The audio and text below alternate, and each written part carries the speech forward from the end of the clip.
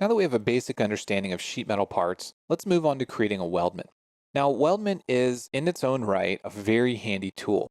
It allows you to do things like make complex welded structural members, but you can also apply that to sheet metal parts as well. That's why we're covering both sheet metal and welded parts at the same time. So, in the recent history of SolidWorks, they've added the ability to create a welded part out of a single body. If you go back a few versions, if you're not using 2016 or 2015, you cannot make a weld on a single solid body like this sheet metal corner. You had to get very creative in ways that you could do this. Well, SolidWorks got wise to it in 2015, and they allowed you to create a welded single body part. So that's great when you're trying to make things like ducts or vents or even these closed boxes where you need to add welds to the corner. You might be wondering why we have to add welds in the SolidWorks file. It gives you a lot of great information. It allows you to do things like specify the type of filler material you're going to use, any specifics on the bead itself, cross-section, overall weight of the bead inside the file, as well as location and distance of those beads. So you can have all kinds of very informative callouts and tables inside of your detailed drawings to pass on to whoever's going to do the welding. But let's talk about some basics here. Now, the first thing we want to do is go over to our Weldments tab, and we want to select Weldment. This places an icon at the top of your feature tree before any features that you've created. Now, this tells you that we've converted this file to a weldment. Now, one main thing that this does is when you're creating multiple solid bodies, by default, it creates a new body as opposed to combining them. A very handy tip, because I use this functionality quite a lot when I'm making multi-body parts. You simply create a weldment even if you don't want to create any welds in the file. The other thing it gives access to is creating structural members and also very powerful tools like trim and extend. Now, if we're dealing with structural members like square tube or round tube or angle, this is really where weldments shine, but there's a lot more to it. So we're going to take a look at two different types of functionality that we can use weldments for. The first is going to be structural members, and to do that, we need to create a sketch. Now, SOLIDWORKS is very powerful at using 3D sketches for weldments. So we're going to take a quick look at creating a 3D sketch. Now, a 3D sketch is basically in all three coordinate systems, X, Y, and Z, and it's kind of like a free-for-all, but you can do things inside of a 3D sketch that make it a bit easier, like sketch on a plane. So we're going to insert a plane into our sketch using some references. I'm simply going to select a few points, and by selecting 3 points, I've created a plane that's at the top of the surface here. Now, the reason I did this using those 3 points is if I ever go back and modify the original sheet metal part, the height of the extrude, that plane will go up with it. So now that I have this plane in my file, I can create a sketch. Now what I want to do is create a profile that goes around my part. So I'm going to use a rectangle, but you'll notice that the center point rectangle kind of comes in a little funny here. So what I'm going to do is use the 3-point option, grabbing the center, coming out, and then dragging it down. Now again, we're in a plane, and what I want to do is I want to make sure that I haven't applied any relations that I can't undo. So you'll notice that this one by default is vertical on the plane, and I want to make sure I get rid of that. I don't want to have anything tying it to a certain orientation, because now I can take this edge, control select this edge, and make them collinear. That automatically reorders or reorganizes this. Then I can take these edges, make them collinear, and this allows me some flexibility if my design ever changes or reorients itself. I'm not stuck by having any failed sketches because I have a vertical or horizontal relation. So as we rotate this around, you can see now that we have a rectangular sketch on this plane that allows us to create a structural member. We're going to do a little bit more from this though. Now that we're on this plane, I want to exit the 3D sketch plane. So I simply double click on it. I'm still in a 3D sketch, but now I can create some more lines. Now I'm going to select a corner point here. And by default, you'll notice next to the cursor, it says XY. Now I'm currently sketching on a plane. We're on a 2D plane because that's really how this line tool works. If I hit the tab key, it switches to the YZ plane. If I hit the tab key again, it switches over to the ZX plane. So let's go back to the XY and let's make it 3 inches. So you notice this is fully defined, and if we click on it, instead of being a vertical relation, it says along the Y axis. So let's go ahead and exit our 3D sketch, and let's take a look at what we can do with this. We're going to create a structural member, and we have a few options, ANSI, inch, and ISO. And one thing that SOLIDWORKS added in 2015 and also in 2016 is a great way for you to use weldment structural profiles. Now, they're not loaded in here by default, and again, it's a little bit more of an advanced topic, but I just want you to know that in 2015 and 16, there's a lot more flexibility with weldment profiles. So it's a good idea to do a little bit of searching on that. We're going to go ahead and use rectangular tubing, and we're going to select 3 by 2 by quarter. Then we have to select groups. Now I'm going to just start selecting portions of my sketch, and you'll notice that it's creating this rectangular thing in the middle of our screen. And this is the size of the pipe that we've selected. If we go back to another type, for instance, an angle iron, we can select something a little bit smaller, a 1 by 1 by 1/8 inch. And you can see how it's sort of lining up inside here. Now we do have some options here. If we scroll down, we can actually locate this profile by using a different reference. For instance, if we want to locate it by this point, it's going to place it sort of out in space. We can also do things like mirror the profile, if we want to mirror it vertically or horizontally, and then relocate it. So now we have it sort of pressed outward. Let's go ahead and say OK. So you can see that by default, it allowed us to do quite a bit here. It created these structural members, which are 4 individual members. And if we expand our cut list folder, you can see that they're actually all identical to each other. All 4 are equal. So it was very nice in not only creating these bodies, but organizing them for us. The next thing it did was it cut all the corners for us. We have nice mitered joints in all the corners. We didn't have to worry about trimming or extending anything. Well, let's go back into that structural member and let's edit it. Let's add a new group and let's select another member here. Now this is where the power of using Solidworks Weldment structural members really comes in. Take a look at how it cut this member in order to match the rest of this profile.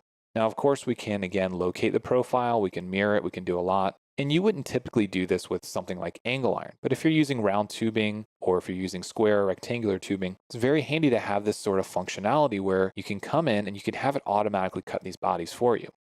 So now if we take a look at this body, you can see that it's been cut so that it exactly matches the profile of the rest of the angle iron. Let's expand the display pane and let's turn off the 3D sketch and take a look at what we have. So now you see in our cut list, we have another individual body, and this one is sort of in its own folder, and that's because it's completely different from the rest of them. Now, we're going to expand this, and we're going to hide it for now because we don't need to see that one. The next thing I want to talk about is trimming and extending. Now, this allows you to do things like trim and extend sections of structural members. Very handy, especially when you're creating multiple structural members and they don't necessarily line up with the original 3D sketch or they don't line up with certain geometry. Again, there's a lot of flexibility to this tool. It's a little bit more advanced, but I just want to point it out because it does allow you to do things like create multiple sketches and you don't necessarily have to have the bodies trim and extend at the same time. So let's take a look at how we can use it. I'm going to create a sketch. I'm going to select a plane. In this case, let's select the top plane and start a new sketch. Now with the top plane, I'm just going to draw a line and say OK. Now I can take this line and I can make a new structural member. This is going to be a single group, and we want to select a different option here. Let's select a pipe. So you can see with this, I have a very different option. And what we want to do is we want to get this pipe to intersect our structural member. So I'm going to say OK, and I'm going to do a little trickery in Solidworks to reorient this. Now this sketch 15 that is created automatically is the profile of the pipe. But what happens is that gets swept along the sketch that we created, this sketch 13. Now, as we look at the options that pop up in quick context, we can change the sketch plane. So instead of the top plane, let's select the front plane and let's say OK. So now our sketch is on the front plane, even though it looks like it's in the same location. If we edit this, we have some flexibility here. We can move this up so that it intersects with the rest of our structural members. And you can see that Solidworks was able to move everything up. But now let's take a look at trim and extend. We have bodies to be trimmed, and that's the single body here. And the trimming boundaries. We're going to select the bodies to use to trim here and here. Now you'll notice that we have some previews. We can allow extension, we can let the pipe go all the way to all the rounded edges, or we can cut it off clean. And we have some options for bodies to keep. So for instance, the middle one we can select to discard, and we can keep body 1 on the left side and body 3 on the right side. Once we say OK, now Solidworks was able to not only trim that structural member, but we had some options whether or not we wanted to completely match the profile or if we wanted to trim it to shape. So if we hide one of these bodies, you can see exactly how Solidworks cut this. It didn't make a bunch of extraneous cuts in order to match that fillet in the corner. It simply went down, did a chamfer on the corner. So now this is easy to replicate and easy to reproduce. Let's go back into our cut list, go back into our original folder, and turn on all of our bodies. So now that we were able to create a few structural members and we were able to line them up with our sheet metal, let's take a look at actually adding weld. So we have some options. We're going to create a simplified representation of a weld bead. Now we have some options when we're doing this. We can do a weld geometry or weld path. Now the way that this happens is if you select weld path, you're actually going to select an edge or sketch line to determine where that is going to go. If we select weld geometry, the selection process is a little bit easier. We can go from this face to this face, and you see that it's adding the weld where it can. We can go ahead and grab multiple faces, and you can see that it's doing a weld all the way around. We can add a new weld path, and we can do things like weld from here to here. Now Solidworks also does have a very nice option, and that's this smart weld. We can simply drag across faces and allow it to quickly and easily create these welds. So it's a little bit of a quick option. Let's create a new weld path. For our geometry, let's come down here and let's go across these faces. Let's turn off our Smart Selection tool, clear the faces, and manually select the two inside faces. Now you'll notice that it's telling us that it can't create this. It doesn't have the selection because these faces aren't touching.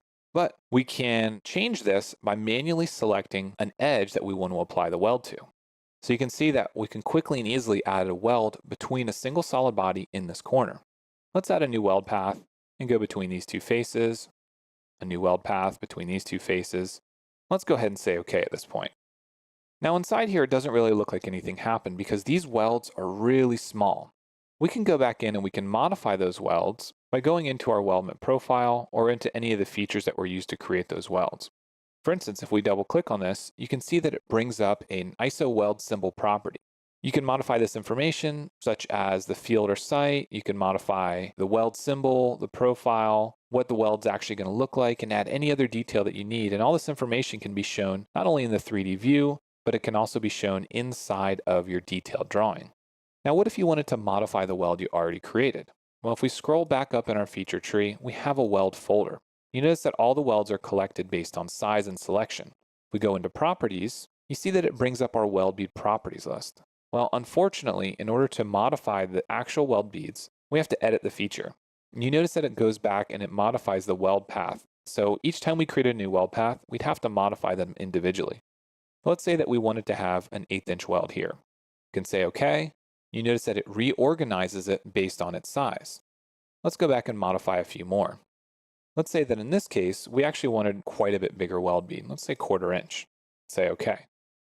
Now, if we go up to our Hide Show Tree items, inside of here, we actually have a weld bead option. Once we show the weld beads, you can see a preview on the screen showing the 0.04 weld beads, the 1/4 inch weld bead. If we roll around, you can see a preview of the 1/8 inch weld bead. So it's very handy for us to be able to add these sort of detailed welds inside of our SolidWorks parts. And that way this information can not only be captured here, but it can also be trickled down into your detailed drawings.